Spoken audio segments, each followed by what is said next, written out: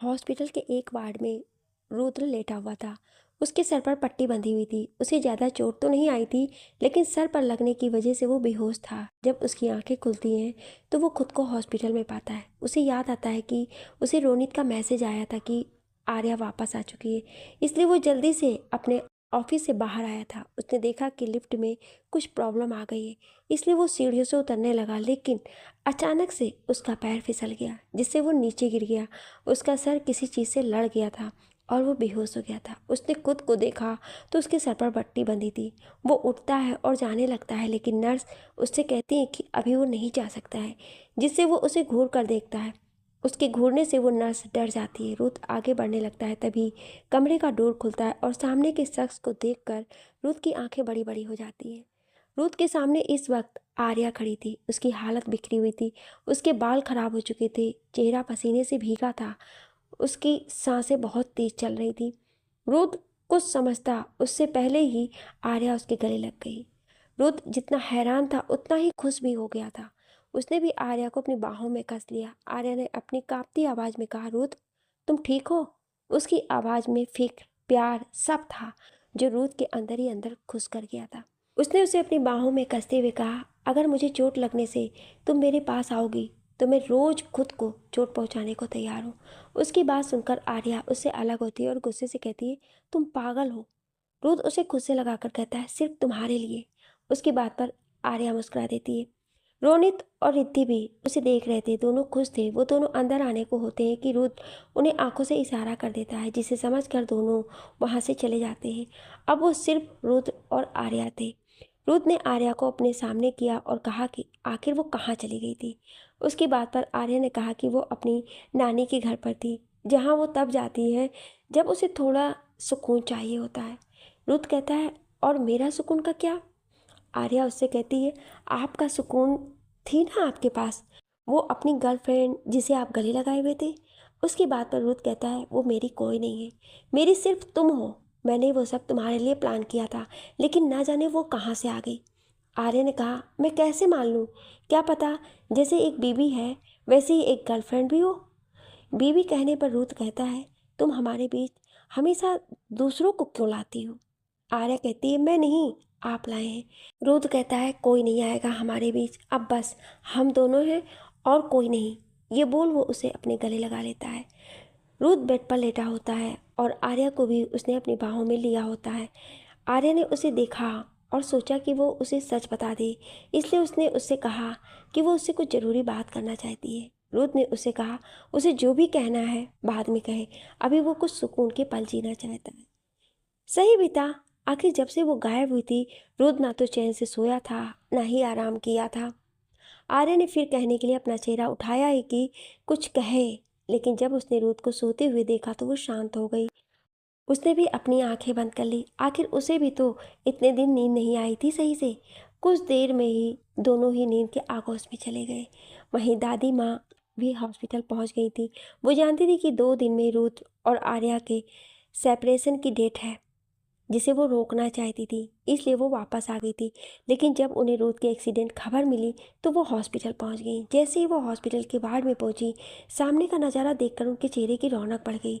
Ward में रुद्र और आर्या एक दूसरे की बाहों में सुकून से सो रहे थे। दादी माँ ने दोनों की नज़र उतारी और धीरे से दरवाज़ा बंद करके बाहर आ गई। दादी माँ ने अपने 2 गार्ड को वहाँ खड़े होने के लिए कहा और ये भी सलाह दी कि जब तक वो दोनों खुद नहीं उठते हैं, कोई भी उन्हें डिस्टर्ब नहीं करेगा। उनकी बात पर गार्ड ने भी हाँ में सिर हिलाया और दादी माँ वहाँ से आगे बढ़ने लगी। तभी उनकी नज़र रोनित और रिद्धि पर गई। वो उन दोनों की ओर बढ़ जाती हैं। रोनित देखकर विश करता है तो रिद्धि भी विश करती है। दादी माँ रोनित को देखकर कहती हैं, रोनित तुमने हमें नहीं बताया कि आर्या और रुद्र के बीच सब कुछ ठीक हो चुका है। उनकी बात पर रोनित कहता है, दादी माँ अभी कुछ ठीक नहीं हुआ है। दादी माँ को कुछ समझ नहीं आता है तो वो कहती है, साफ साफ बताओ। कुछ देर बाद दादी माँ एक प्राइवेट एरिया में बैठी होती हैं और उनके सामने रोनित और रिद्धि भी बैठे होते हैं। दादी माँ के चेहरे पर परेशानी झलक रही थी, क्योंकि रोनित और रिद्धि ने उन्हें बता दिया था कि अभी रुद्र को नहीं पता है कि आर्या ही उसकी वाइफ है। दादी माँ परेशान हो जाती हैं। तभी वो रिद्धि की ओर देखकर कहती हैं, रिद्धि मुझे तुम बता सकती हो कि आखिर शादी के बाद हुआ क्या था, क्योंकि आर्या ने हमें भी नहीं बताया है। दादी माँ की बात सुनकर सुनकर रिद्धि कहती है, उसने सब सच बता देती है कि आखिर कैसे क्या हुआ था। आज तक कैसे वो लोग आर्या को परेशान करते रहे और कैसे शादी के बाद उन्होंने क्या क्या किया जिससे रुद्र और आर्या की शादी आज इस मोड़ पर है। जैसे जैसे वो अपनी बात कह रही थी, रोनित की आंखों में गुस्सा और दादी माँ के आंखों में आंसू और गुस्सा दोनों था। रिद्धि की बातें जैसे ही खत्म हुई, दादी माँ ने कहा, हमें यकीन नहीं होता कि जयंत इतना गिरा हुआ इंसान है। उसने आज तक हमारी आंखों में धूल झोंका, हमसे आज तक आर्या के नाम पर मुनाफा कमाता रहा और अब हम उसे छोड़ेंगे नहीं। हम अभी जाकर रुद्र को सब सच बताते हैं। उनकी बात पर रोनित ने कहा, दादी माँ, हमने भी यही सोचा था, लेकिन आर्या का खुद ही रुद्र का सच बताना ठीक होगा। अगर उसे हमसे कुछ पता चला तो कहीं वो और भी ना गुस्सा हो जाए और आर्या से उसके रिश्ता और भी ना खराब हो जाए। दादी माँ कहती हैं, तुम शायद सही कह रहे हो। अगर ये बात वो दोनों आपस में ही सुलझाएं तो सही होगा। कुछ देर बाद दादी माँ कहती हैं, रुद्र जब उठ जाए तो उसे कहना कि वो आकर हमसे मिले। उनकी बात पर रोनित ने कहा, ठीक है दादी माँ। ये बोलकर वो अपने असिस्टेंट के साथ चली गई। वहीं दूसरी ओर रुद्र की नींद खुलती है तो उसकी नज़र अपनी बाहों में सोई आर्या पर जाती है, जो इस दुनिया जहाँ से बेखबर उसकी बाहों में सुकून से सोई हुई थी। रुद्र उसे देख रहा था। अचानक से उसके दिल में कुछ ख्याल आता है। वो साइड में देखता है तो उसका फ़ोन था। वो अपना फ़ोन उठाता है और किसी को कुछ मैसेज करके अपना फ़ोन रख देता है। फिर आर्या को देखकर कहता है, आज मैं वो काम करूँगा जो उस दिन अधूरा रह गया था। ये बोलकर वो आर्या के फॉरहेड पर एक लाइट किस करता है। उस किस के एहसास से आर्या की नींद खुल जाती है। वो जब रुद्र को देखती है तो उठकर बैठ जाती है। रुद्र उसे देखकर स्माइल कर रहा था। आर्या उठकर उससे पूछती है कि वो अब कैसा फील कर रहा है, तो रुद्र मुस्कुराकर कहता है, तुम पास हो, अब मैं बिल्कुल ठीक हूँ। उसकी बात पर आर्या स्माइल करने लगती है। रुद्र आर्या को देख रहा होता है, तभी आर्या कहती है, मुझे तुमसे एक इम्पॉर्टेंट बात करनी है। रुद्र को लगता है आर्या फिर से उसकी शादी और आलिशा के बारे में बात करेगी, इसलिए वो उससे कहता है, मुझे अभी कुछ नहीं सुनना है। जो बात होगी वो बाद में, अभी तुम्हें मेरे साथ कहीं चलना है। आर्या कहती है, ठीक है, लेकिन पहले मेरी बात। लेकिन रुद्र उसकी बात नहीं सुनता है और उसे अपने साथ लेकर कहीं चला जाता है। रुद्र कार ड्राइव कर रहा था। आर्या पैसेंजर सीट पर बैठी हुई थी। आर्या बार बार उसे कुछ कहने की कोशिश कर रही थी, लेकिन रुद्र ने उसकी आंख और मुंह पर पट्टी बांध दी थी। आर्या अब चुप बैठी हुई थी क्योंकि वो जान गई थी कि रुद्र अब कुछ नहीं सुनने वाला है। कुछ देर बाद रुद्र अपनी कार को एक जगह पर रोकता है। रुद्र उतरकर आर्या को भी सहारा देकर उतारता है। उसके बाद उसके कानों में धीरे से कहता है, रेडी फॉर सरप्राइज। आर्या के दिल की धड़कन बढ़ चुकी थी। रुद्र ने जब उसकी आंखों से ब्लाइंड फोल्ड हटाया तो सामने का नज़ारा देखकर आर्या की आंखें नम हो गई थी। वो दोनों इस वक्त एक बीच पर थे जहाँ पर बहुत ही खूबसूरत डेकोरेशन की गई थी।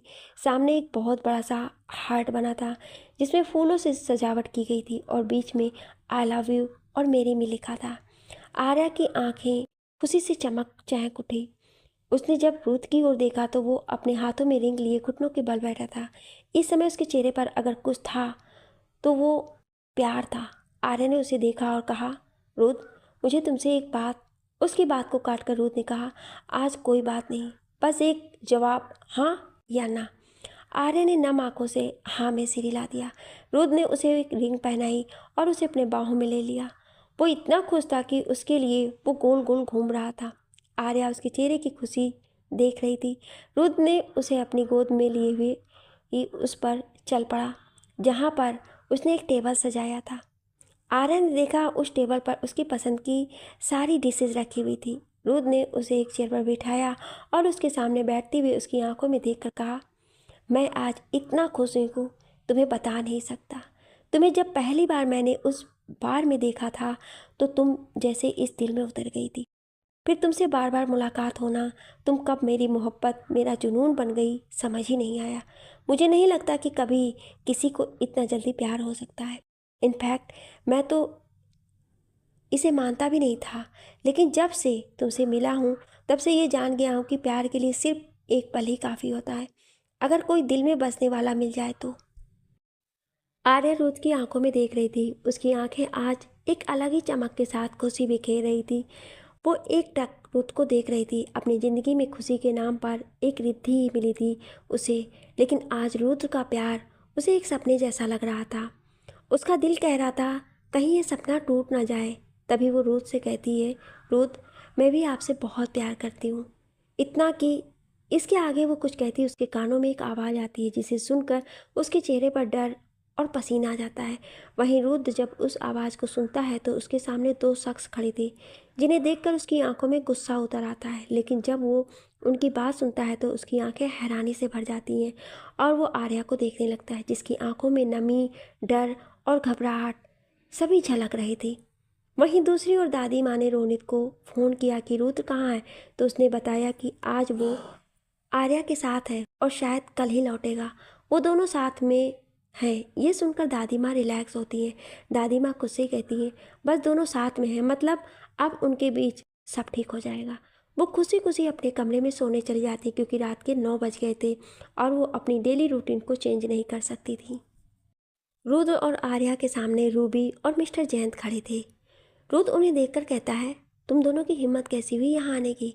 उसकी बात पर जयंत आगे आकर कहता है, क्या बात कर रहे हैं दामाद जी, आप यहाँ अपनी पत्नी को फिर से शादी के लिए प्रपोज कर रहे हैं, तो सोचा हम भी इस सुनहरे मौके पर मौजूद रहें। क्या कहती हो रूबी बेटा। रूबी भी एक सातिर मुस्कान लिए कहती है, जी हाँ पापा, और वैसे भी मेरी प्यारी बहन फिर से अपने पति से शादी करने वाली है और हम ही ना रहे तो कैसा लगेगा, आखिर हम उसके अपने जो हैं। आर्या उन्हें देखकर कहती है, आप लोग अपनी बकवास बंद कीजिए और यहाँ से चले जाइए। जयंत कहता है, ऐसे कैसे बेटा, पहले हम दामाद जी से थोड़ी बात तो कर लें ताकि उन्हें पता चल सके तुम कितनी धोखेबाज हो। उन्हें भी तो पता होना चाहिए ना कि जिस वाइफ से वो डाइवोर्स लेने जा रहे हैं वो कोई और नहीं बल्कि तुम ही हो। ये सुनते ही रुद्र कहता है, क्या बकवास है, या आखिर कहना क्या चाहते हो तुम।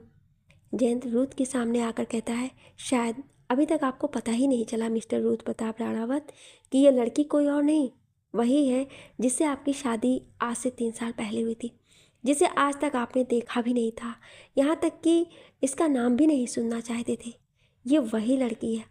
आप भी आ गए ना इसके झांसे में। उस दिन जब मैंने इस पर हाथ उठाया था तो बहुत बुरा लगा था ना, तुम्हें मुझ पर हाथ उठा दिया था, लेकिन ये लड़की है ही है ऐसी धोखेबाज, चालाक, बेशर्म, बेहया और बदचलन। देखिए ना, इसने भी आपको भी अपनी बातों में फंसा लिया और आप अब इसके प्यार में फंस गए। रुद्र गुस्से से जयंत राणा का कॉलर पकड़ लेता है तो रूबी उसके आगे आकर कहती है, अगर हम पर यकीन नहीं है तो खुद इसी से पूछ लो, क्या ये तुम्हारी वाइफ नहीं है जिससे तुम्हारी शादी 3 साल पहले हुई थी। ये सुनते ही रुद्र आर्या की ओर मुड़ता है जिसकी आंखों में आंसू थे। वो उसके सामने जाकर कहता है, आर्या क्या ये लोग जो कह रहे हैं वो सच है। आर्या से कुछ कहते नहीं बन रहा था। रुद्र जोर से उसे हिलाता और कहता है, मैं कुछ पूछ रहा हूँ, जवाब दो, क्या ये दोनों जो कह रहे हैं वो सच है, बोलो। रुद्र ने इतना जोर से चिल्लाकर कहा था कि आर्या कांप गई थी। उसने डरते हुए अपना सिर हाँ में हिला दिया। उसके इतना कहते ही रुद्र की पकड़ उस पर से छूट जाती है। आर्या कहती है, रुद्र प्लीज़ मेरी बात सुनो, मुझे एक्सप्लेन करने दो, मैंने तुम्हें। वो इसके आगे कुछ कहती तभी रुद्र की गरजती हुई आवाज़ आती, चुप, एकदम चुप, एक शब्द भी मत बोलना। तुम इतने दिन से तुम मेरे साथ धोखा कर रही थी, तुम वही हो जिससे मेरी शादी हुई थी, तुमने मेरे साथ ऐसा खेल खेला। मुझे यकीन ही नहीं हो रहा है कि कैसे मैंने तुम जैसी लड़की पर विश्वास कर लिया। मैं इतना बेवकूफ़ कैसे बन गया। उस बार में मिलना, फिर फ्लाइट में, और उसके बाद आज तक जो भी हुआ वो सब तुम्हारा प्लान था। तुम इतना कैसे गिर सकती हो, आखिर क्या चाहिए था तुम्हें। मैं एकदम सही था तुम्हारे बारे में, तुम एक निहायती गिरी हुई लड़की हो। जब तुम्हें लगा कि तुम्हारा मुझसे डिवोर्स हो जाएगा और तुम्हारे हाथ से मेरी प्रॉपर्टी चली जाएगी तो तुमने ये सब प्लान बनाया और मैं तुम्हारे जाल में फंस गया। कोई इतना कैसे गिर सकता है। जयंत और रूबी ये सब देखकर मुस्कुरा रहे थे। आखिर वो दोनों यही तो चाहते थे, आर्या से हर खुशी छीन जाए और आर्या फिर से उनके कब्जे में आ जाए, फिर वो अपनी सारी बातें उससे मना सके। जब से रुद्र आया था तब से उसके हर प्लान को ख़राब कर रहा था और अब उनकी ये चाल कामयाब हो गई जिससे रुद्र आर्या से नफरत करने लगेगा। वो दोनों ही अपनी जीत पर मुस्कुरा रहे थे। रूबी ने कहा, देखा डैड, अब ये बीच हमारे हाथ आई है, अब इसे हम अपने इशारों पे नचाएंगे और अपनी हर बेइज्जती का बदला लेंगे। जयंत ने कहा, हाँ बेटा। रूबी ने कहा, डैड अब हमें चलना चाहिए, हमारा काम हो गया, अब ये कल हमारे हाथ आएगी, चलते हैं हमारी जीत का जश्न मनाने। ये बोल वो दोनों चले जाते हैं। वहीं रुद्र अभी भी आर्या पर अपना गुस्सा उतार रहा था। आर्या उसे मनाने की कोशिश कर रही थी लेकिन रुद्र कुछ सुनने को तैयार ही नहीं था। रुद्र ने आर्या को खुद से दूर करके कहा, शायद राणा फैमिली तुम्हारे साथ सही करती थी।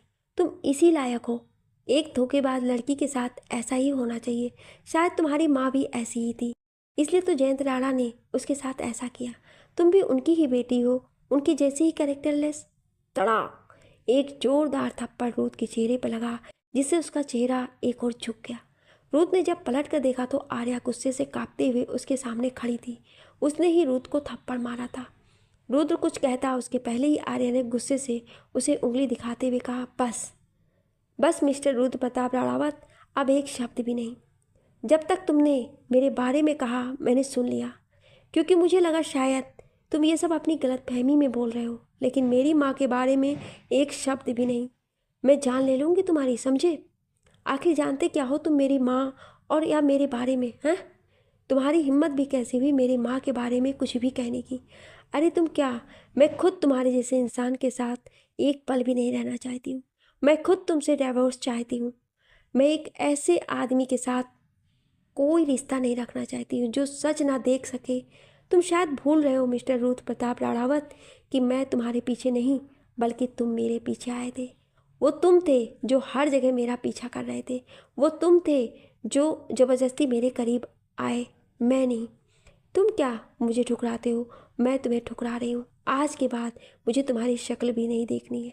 नफ़रत है मुझे तुमसे। सुना तुमने? नफ़रत है मुझे तुमसे। मैं खुद इसलिए आई थी ताकि कल जो ये शादी नाम बोझ है ना, उसे उतार कर फ्री हो जाऊं। अब यही होगा कल, ये सब कुछ ख़त्म। फिर वो रुद्र को धक्का देकर वहाँ से चली जाती है। रुद्र उसे जाते हुए देखता ही रह जाता है। फिर वो वहाँ पर रखी टेबल को उठाकर फेंक देता है।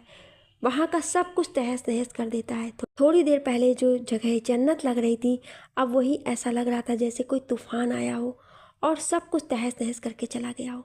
सच ही कहा है, तूफान ही तो आया था जो आज रुद्र और आर्या के प्यार को तहस नहस करके चला गया। रुद्र का मेंशन दादी माँ को आज ना जाने क्यों लेकिन नींद नहीं आ रही थी। उनका मन बहुत ही ज़्यादा घबरा रहा था। वो खुद से ही कहती हैं, जब आज सब कुछ ठीक होने वाला है, मेरे दोनों बच्चे अब साथ होने वाले हैं, तो मुझे ऐसी बेचैनी क्यों हो रही है जैसे कुछ गलत होने वाला है।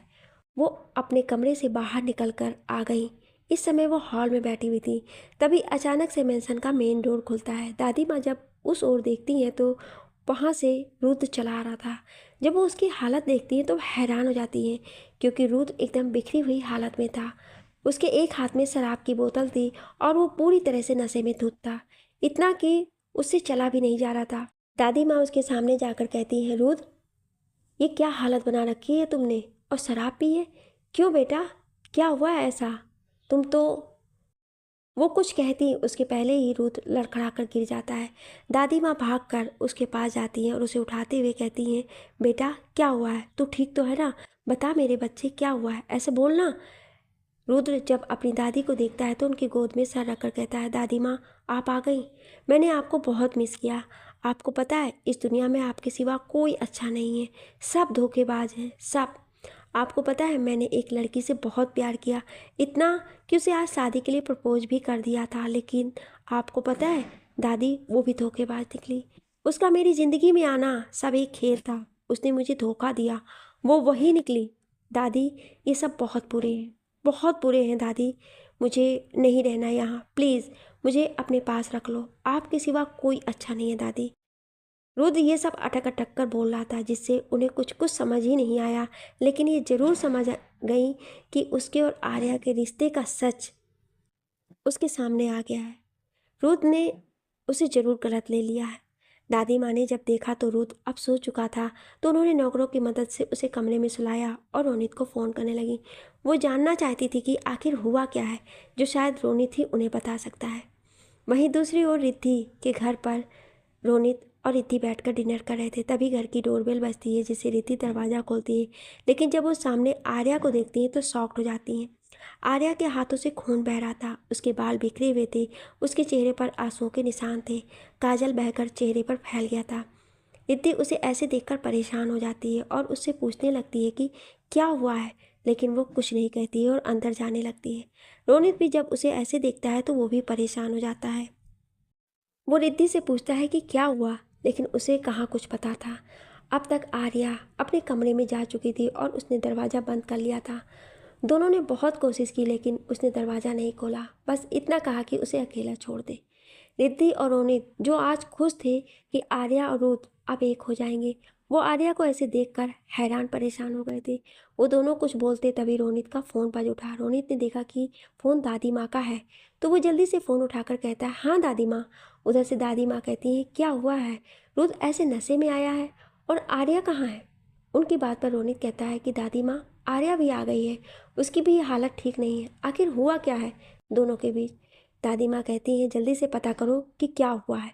रोनित कहता है, ठीक है दादी माँ, मैं देखता हूँ। उसके बाद रोनित एक आदमी को जो वो वहाँ पर रुद्र के साथ था उसकी सेफ्टी के लिए उसे फ़ोन करके पूछता है कि वो उसे सब सच बता दे कि कैसे जयंत और रूबी आए और उनके आने के बाद दोनों के बीच झगड़ा हुआ, और जो भी हुआ वो सब बता दिया। रोनित ने जब सुना कि जयंत और रूबी ने उन दोनों की न सिर्फ डेट खराब की है बल्कि उनकी शादी का सच गलत तरीके से उनके सामने ला दिया, उसे बहुत गुस्सा आने लगा। रिद्धि को भी बहुत गुस्सा आया। उसने कहा, ये लोग अपने आप को समझते क्या हैं, आखिर क्या दुश्मनी है इनकी आर्या से, क्यों नहीं छोड़ देते हैं ये आर्या को।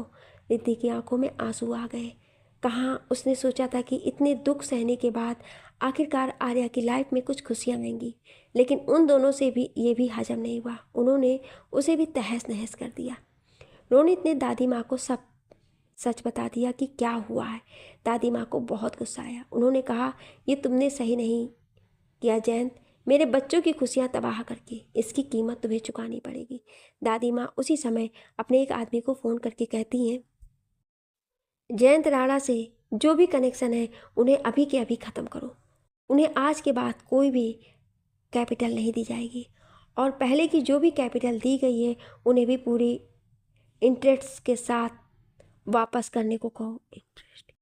और एक लीगल डॉक्यूमेंट भी तैयार करवाओ जिससे वो अगर पे नहीं करते हैं तो सब कुछ जब्त हो जाएगा। ये बोलकर वो फ़ोन रख देती हैं और कहती हैं, अब तुम्हें इन सब की कीमत चुकानी होगी, लेकिन असली बदला तो तुमसे मेरे बच्चे लेंगे। ये बोल वो रुद्र के पास बैठ जाती है। अगली सुबह रिद्धि जब आर्या के कमरे में जाती है तो उसकी हालत देखकर हैरान हो जाती है, क्योंकि आर्या ठंड से कांप रही थी। उसने देखा कि आर्या रात के कपड़े में ही है और उसके सारे कपड़े भीगे हुए हैं। वो जल्दी से रोनित को फ़ोन करके डॉक्टर को बुलाने को कहती है और आर्या के कपड़े चेंज करने लगती है। जब रोनित को पता चलता है कि आर्या की तबीयत खराब है तो वो भी परेशान हो जाता है। वहीं जब रुद्र की नींद टूटती है तो उसे अपना सर बहुत भारी महसूस होता है। वो अपना सर पकड़कर बैठ जाता है। तभी उसके सामने एक नींबू पानी का गिलास आता है। वो देखता है तो वो दादी माँ खड़ी थी। दादी माँ को देखकर रुद्र कहता है, दादी माँ आप कब आई। उसकी बात पर दादी माँ कहती है, हम कल ही आ गए थे, लेकिन तुमसे ऐसी उम्मीद नहीं थी। रुद्र दादी माँ की ओर देखकर कहता है, क्या मतलब है। तो दादी माँ आगे जो कहती हैं उसे सुनकर रुद्र हैरान हो जाता है। रिद्धि परेशान सी खड़ी थी। वहीं एक डॉक्टर आर्या को चेक कर रही थी। रोनित हॉल में दादी माँ से बात कर रहा था। उसने बता दिया था कि आर्या की तबीयत ठीक नहीं है, इसलिए वो भी परेशान थी। उन्होंने बताया कि रुद्र भी कल किस हालत में घर आया था। रोनित भी ये सब सुनकर परेशान हो गया। उसे कुछ समझ नहीं आ रहा था कि ये सब क्या हो गया। इस समय उसको मिस्टर जयंत राणा और रूबी पर बहुत गुस्सा आ रहा था। उसने खुद से ही कहा, इतना गिरा हुआ इंसान मैंने आज तक नहीं देखा। कोई अपनी ही बेटी के साथ ऐसे कैसे कर सकता है। तभी वो देखता है कि रिद्धि डॉक्टर के साथ बाहर आ रही है तो उनके पास जाकर आर्या के बारे में पूछता है। डॉक्टर उससे कहते हैं कि ज़्यादा देर तक भीगने और रोने की वजह से उनको फीवर आ गया है। मैंने इंजेक्शन दे दिया है, शाम तक होश आ जाएगा, आप लोग उनका ध्यान दीजिएगा। ये बोलकर वो चली जाती हैं। उनके जाने के बाद रिद्धि रोनित को दवा लाने को बोलकर किचन में चली जाती है आर्या के लिए कुछ बनाने। रिद्धि ने आर्या के लिए टोमेटो सूप बनाया और जब उसके कमरे में लेकर जाती है तो देखती है आर्या अपने बिस्तर पर नहीं है। वो उसे इधर उधर देखने लगती है। तभी बाथरूम का दरवाज़ा खुलता है। रिद्धि देखती है कि आर्या तैयार होकर कहीं जाने की तैयारी में है। रिद्धि उससे पूछती है कि वो कहाँ जा रही है तो आर्या एक नज़र उसे देखकर कहती है, कोर्ट। रिद्धि हैरानी से कहती, कोर्ट, लेकिन क्यों। आर्या कहती, आज डिवोर्स के पेपर साइन करने के बाद मैं इस बोझ के रिश्ते से आज़ाद हो जाऊंगी। रिद्धि हैरानी से कहती है, लेकिन आर्या एक बार सोच लो, रुद्र को गलत फहमी हुई है इसलिए। आर्या उसकी बात को काट कर कहती है, अगर उसे कोई गलत फहमी है तो रहने दो, मुझे नहीं करनी है किसी की गलत फहमी दूर, मुझे बस अब इस रिश्ते से छुटकारा चाहिए। ये बोल वो अपनी अलमीरा से एक फाइल लेती है और वहाँ से निकल जाती है। रिद्धि उससे कहती है, आर्या देख तेरी तबीयत ठीक नहीं है, तू आराम कर ले, दवा ले ले, कुछ खा ले फिर। लेकिन आर्या उसकी बात नहीं सुनती है और वहाँ से निकल जाती है। वहीं दूसरी ओर रुद्र अपने बाथरूम में साबर के नीचे खड़ा था। उसके जहन में अब तक की सारी बातें आ रही थी। उसे वो बात भी याद आ रही थी जो उसकी दादी ने सुबह उससे कही थी, बेटा हमेशा वो सच नहीं होता जिसे हम जानते हैं या हमें जो बताया जाता है। तू ही बता, अगर आर्या के बारे में जो भी तुझे पता चला वो तुझे सही लगता है या वो जो तुझे दूरी से पता चला। तूने उसे खुद पसंद किया, क्या तुझे कभी भी लगा कि वो ऐसी लड़की है जो ऐसा करेगी? जो भी फैसला लेना वो सोच समझ कर लेना, क्योंकि अक्सर गुस्से और जल्दबाजी में लिए गए फैसले हमारा सब कुछ ख़त्म कर देते हैं। रुथ ने खुद से ही कहा, क्या सच है क्या झूठ, लेकिन फिर उसने कुछ सोचा और एक फैसला लिया कि वो अब जो गलत है उसे सही करके ही रहेगा। उसे कोई झूठा रिश्ता नहीं चाहिए। फिर वो बाथरूम से निकल कर तैयार होकर वहाँ से कोर्ट के लिए निकल गया। फैमिली कोर्ट के बाहर आर्या खड़ी थी। वो बार बार अपने हाथ में पहनी घड़ी को टाइम देख रही थी। एक आदमी उसके पास आकर कहता है, मिस आर्या आपका नंबर आ गया है। आर्या उसे कुछ कहती उसके पहले ही एक लिमिटेड एडिशन की कार आकर रुकती है जिसमें से रुद्र निकलता है। रुद्र के चेहरे पर हमेशा की तरह फुल एटीट्यूड था। उसने अपने सेट उतारे और आर्या की तरफ बढ़ गया। आर्या उसे देखकर अंदर चली जाती है। रुद्र भी उसके पीछे पीछे चला जाता है। दोनों इस समय लॉयर के सामने बैठे थे। लॉयर ने उन दोनों को देखा और कहा, क्या आप दोनों ने पूरी तरह से फैसला कर लिया है कि अब आप इस रिश्ते को ख़त्म करना चाहते हैं? उनकी बात पर आर्या तुरंत कहती है, जी हाँ, हम अब ये रिश्ता नहीं चाहते हैं। रुद्र आर्या को ही देख रहा था। उसने कुछ भी नहीं कहा। लायर ने कहा, अगर आप लोग चाहें तो अपने रिश्ते को एक मौका देने के लिए 6 महीने का वक्त ले सकते हैं। उनकी बात को काटकर आर्या ने कहा, नहीं, हम ऐसा कुछ नहीं चाहते हैं, आप पेपर दीजिए। लॉयर ने उसे पेपर दे दिया। इस समय रुद्र ने कुछ भी नहीं कहा, बस वो एक टक आर्या को ही देख रहा था। आर्या ने पेपर पर तुरंत साइन किया। उसके बाद उसने कुछ पेपर्स लायर को दिए। लायर ने पूछा तो उसने बताया कि ये वो पेपर्स हैं जो मुझे शादी के समय इनकी प्रॉपर्टी से मिले थे, वो सब मैं वापस कर रही हूँ और मुझे कोई भी एलमनी नहीं चाहिए। ये बोलकर उसने अपने फिंगर से वो रिंग निकाली जो पिछली शाम रुद्र ने उसे पहनाई थी। उसे अपने सामने रखा और वहाँ से उठकर चली गई। रुद्र अभी तक उसे ही देख रहा था, लेकिन आर्या ने अब तक उसकी ओर एक नज़र भी नहीं डाली थी। आर्या के जाने के बाद लायर ने रुद्र की ओर पेपर को बढ़ाया और उसे साइन करने को कहा। रुद्र ने उस रिंग को उठाया। उसे वो बहुत ही ध्यान से देख रहा था। वो रिंग एक बहुत ही रेयर डायमंड की थी जिसकी मार्केट वैल्यू करोड़ों में थी। कोई भी अगर उसे बेचे तो उसकी लाइफ बहुत अच्छे से निकल जाएगी, लेकिन आर्या ने उसे ऐसे निकाल कर रख दिया जैसे वो कोई मामूली रिंग हो। रुद्र अभी भी उस रिंग को देख रहा था।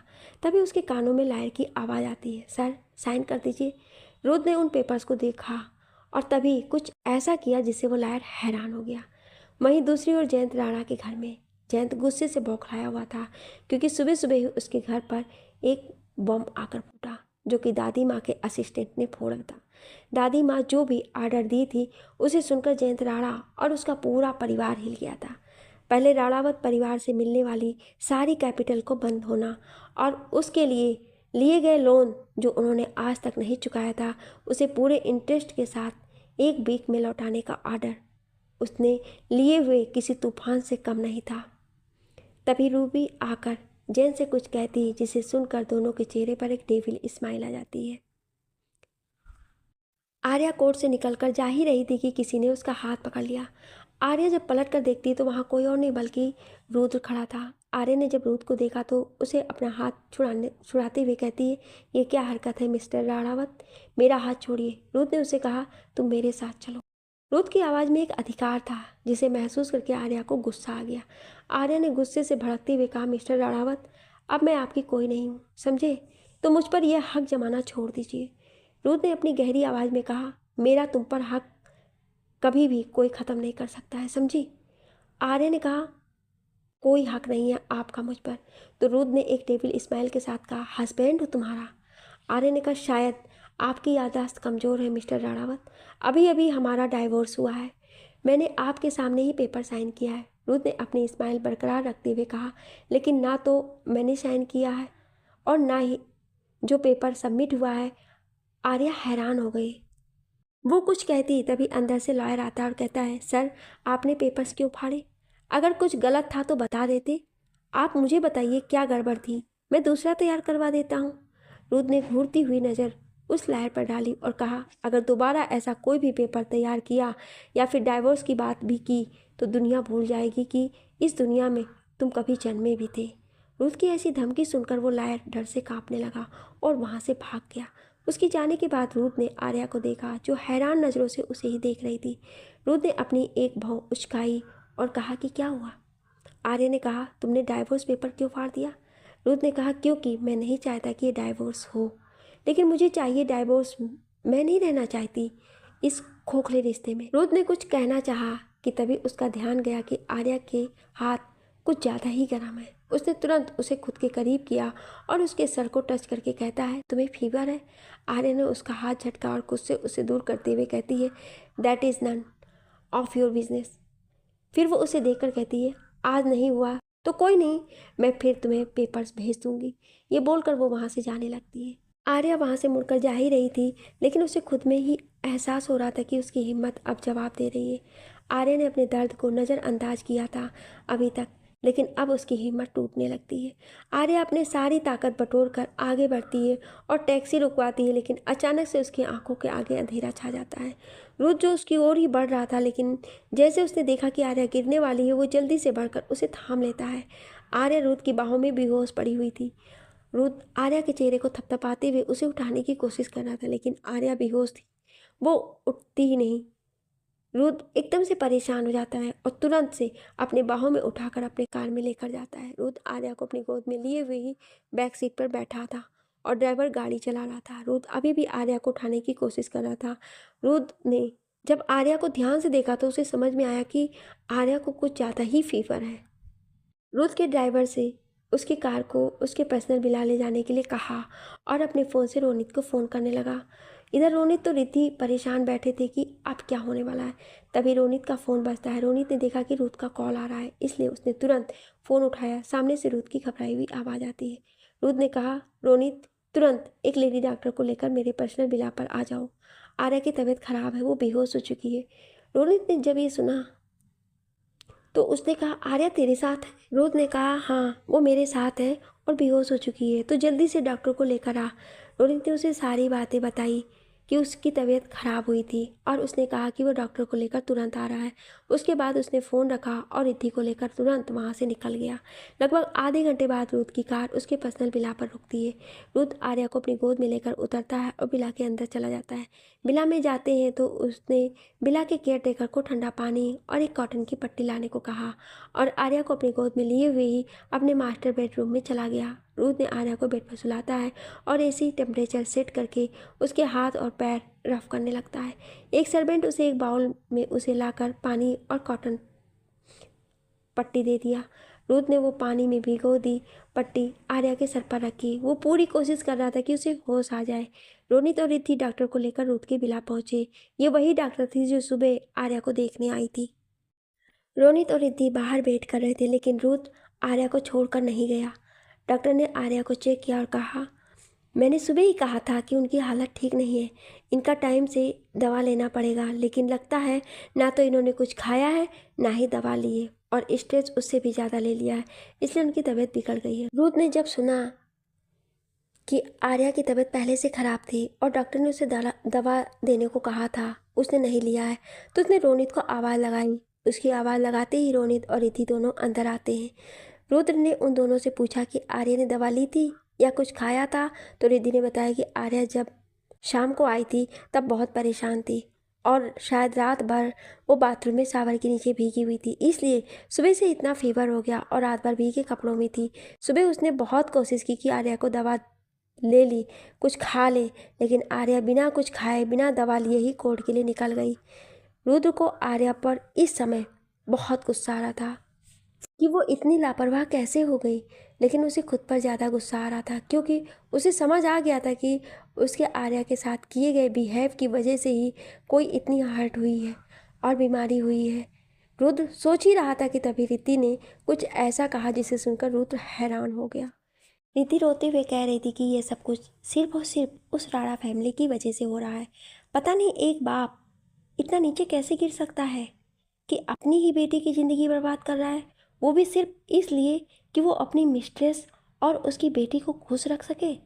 रिद्धि रोते हुए राणा फैमिली को कोसे जा रही थी। वहीं रुद्र उसकी बातें सुने जा रहा था। अचानक से उसके मन में दादी माँ की कही हुई बातें आने लगती है। वो खुद से ही कहता है, कहीं मैंने जयंत राणा और रूबी की बात सुनकर जो भी उसने आर्या के साथ किया वो कितना गलत था। मैं तो ये जानता था कि वो लोग आर्या के साथ कैसे हैं, फिर भी मैं उन सब की बातों में आ गया। रिद्धि ने रोनित से आगे कहा, रोनित, मैं आर्या को लेकर अब पापा के पास चली जाऊंगी, हमेशा के लिए। वैसे भी उसने मुझसे कहा था कि जिस दिन वो इस शादी से आज़ाद होगी मेरी बात मानेगी। अब बस उसे यहाँ और नहीं रहने दूंगी मैं। रिद्धि ने अपनी बात खत्म की और आर्या के पास चली गई। रिद्धि की बात से रोनित और रुद्र दोनों ही शॉक्ड हो गए थे। रोनित, जिसे इतने समय बाद अपना प्यार मिला था, वो अब उससे दूर जाने की बात कह रही है। वहीं रुद्र भी उलझन में था कि अगर रिद्धि के साथ आर्या के साथ चली गई तब वो क्या करेगा। रुद्र ने रोनित की ओर देखकर कहा, तेरी गर्लफ्रेंड पागल हो गई, उसे समझा। रुद्र की बात सुनकर रोनित ने कहा, लेकिन इसके पीछे कारण भी तो तू ही है। कहीं ना कहीं तू तो जानता था ना कि राणा फैमिली उसके साथ कैसा बिहेव करती है, इसके बाद भी तूने उसकी बात नहीं सुनी। उसने तुझे कितनी बार बताने की कोशिश की, लेकिन तूने उसकी बातों को इग्नोर किया। मैं और रित्ती भी तुझे ये बात बताना चाहते थे कि लेकिन हम इसलिए नहीं बताए कि किसी और के मुंह से सुनकर तुझे क्या पता गलतफहमी हो जाए, इसलिए आर्या ही तुझे बताएगी। लेकिन वही हुआ जिसका डर था। मैं भी डिसाइड कर लिया है, मैं रिद्धि के बिना नहीं रह सकता, इसलिए मैं भी उसी के साथ चला जाऊंगा। यहाँ से ये कहकर वो भी चला गया। रोनित के जाने के बाद रुद्र वहीं हाल में बैठा ना जाने किस सोच में गुम था। ऐसे ही शाम हो गई। शाम के समय आर्या की आंखें खुली। उसने देखा कि रिद्धि उसके बगल में बैठी हुई है। रिद्धि ने जब उसे होश में आया देखा तो वो उसके अपने गले लगा ली थी है। आर्या समझ सकती थी कि रिद्धि उसके लिए कितना परेशान हो गई होगी। आर्या ने कहा, रिद्धू, मैं ठीक हूँ। उसकी बात पर रिद्धि ने कहा, मुझे पता है कि तू कितनी ठीक है। उसकी बात पर रिद्धि ने आर्या के मना करने के बाद भी उसे वेजिटेबल सूप पिलाया और दवा भी दी। आर्या ने रिद्धि से कहा कि वो कहाँ है, तो आर्या को रिद्धि ने बताया कि वो रुद्र के विला पर है। तो आर्या ने कहा कि वो घर जाना चाहती है। रिद्धि ने भी उसकी बात पर कोई ऑब्जेक्शन नहीं किया और उसे लेकर बाहर की ओर जाने लगी। वो दोनों अभी दरवाजे के पास पहुंची ही थी कि उन दोनों के कान में रुद्र की आवाज़ पड़ी। दोनों ही उस आवाज़ से रुक गई। रुद्र जाकर उन दोनों के सामने खड़ा हुआ और रिद्धि को देखते हुए कहता है, तुम्हें जहाँ जाना है जाओ, लेकिन आर्या कहीं नहीं जाएगी। उसकी बात पर रिद्धि ने कहा, नहीं, ये यहाँ नहीं रहेगी, और किस हक से आप इसे यहाँ रोक रहे हैं। रिद्धि की बात पर रुद्र ने एक स्माइल के साथ कहा, आर्या के हस्बैंड के हक से। ये मेरी वाइफ है और जहाँ मैं रहूँगा वहाँ मेरी वाइफ भी रहेगी। रिद्धि कहती है, शायद आप भूल रहे हैं, आज ही आर्या ने कोर्ट में डाइवोर्स पेपर साइन किया है, तो अब आपकी वाइफ नहीं है, समझे। रुद्र ने कहा, उसके साइन करने से क्या होता है, क्योंकि ना मैंने उस पेपर पर साइन किया है और वो पेपर तो अब है भी नहीं। तो साफ साफ बात ये है कि ये अभी भी मेरी वाइफ है और इसे यहाँ से ले जाने वाली तुम कोई नहीं होती हो। रुद्र की बात सुनकर रोनित और रिद्धि शॉक्ड हो जाते हैं। रोनित खुश था कि उन दोनों का डाइवोर्स नहीं हुआ है। रिद्धि आर्या की ओर देखती तो आर्या कहती है, आज नहीं हुआ तो क्या हुआ, मैं कल ही आपको दूसरे पेपर साइन करके भेज दूंगी, तब हो जाएगा। ये बोलो रिद्धि के साथ जाने लगती है, लेकिन रुद्र ने उसका हाथ पकड़ लिया और उसे खींचकर खुद से लगा लिया और कहा, शायद तुम भूल रही हो कि मैंने क्या कहा था, हमारा डिवोर्स नहीं होगा। आप आर्या उससे दूर जाने की कोशिश करते हुए कहती है, लेकिन मुझे डिवोर्स चाहिए, मैं नहीं देने वाला। रुद्र ने कहा। आर्या कहती है, आपकी मनमानी हर जगह नहीं चलेगी। आपने अपनी मनमानी पूरी करने के लिए शादी की और अपनी ही मर्जी से शादी के 24 घंटों में डिवोर्स भी देने का डिसाइड कर लिया। अरे आपने तो ये भी जानने की कोशिश नहीं कि मैं हूँ कौन, फिर मुझे देखकर आपको मुझसे प्यार हो गया। जब तक नहीं पता था कि मैं कौन हूँ तब तक मैं सबसे अच्छी थी, और पता चलते ही मैं कैरेक्टरलेस हो गई। अब आप चाहते हैं कि मैं ये रिश्ता निभाऊं, लेकिन मैं आपको बता दूं, आपने वो किया है जो मैं कभी नहीं भूल सकती हूँ मिस्टर रुद्र प्रताप राणावत। मैं कभी नहीं भूल सकती हूँ कि आपने मेरी माँ पर सवाल उठाया। आप जानते क्या है मेरी माँ के बारे में? मैं बताती हूँ। आज आप जिंदा है तो मेरी माँ की वजह से, आप इस दुनिया में आ पाए तो मेरी माँ की वजह से। आपकी माँ को मौत के मुंह से बाहर मेरी माँ लेकर आई थी। मेरे लिए मेरी माँ मेरी भगवान है, और आपने उनकी बेइज्जती की है जो मैं कभी भी बर्दाश्त नहीं कर सकती हूँ, समझे आप? मैं ये भी जानती हूँ कि आपको बिलीव नहीं होगा मेरी बातों पर, तो जाइए और जाकर पूछिए दादी माँ से कि क्या सच्ची है, आखिर क्यों उन्होंने मेरी शादी आपसे की थी। और एक सच और बताऊँ मैं ये खुद शादी नहीं करना चाहती थी, लेकिन अपनी माँ के लिए मैंने हाँ की थी, समझे आप? आर्य की बात सुनकर रुद्र सन्न सा खड़ा रह गया। आर्य ने रिद्धि का हाथ पकड़ा और वहाँ से जाने लगी, फिर रुक कर कहीं, आज के बाद मैं आपसे कोई रिश्ता नहीं रखना चाहती हूँ। मुझे 100 मीटर की दूरी में रहें आप, यही सही रहेगा। फिर वो वहाँ से चली जाती है। रूथ को तो पता ही नहीं था कि ये भी एक सच है। अब उसे समझ में आया कि क्यों उसकी दादी उसकी शादी आर्या से करने के लिए इतनी परेशान थी। क्या करेगा रूथ अब आर्या को मनाने के लिए? जानने के लिए सुनिए अगले भाग में। Thank you.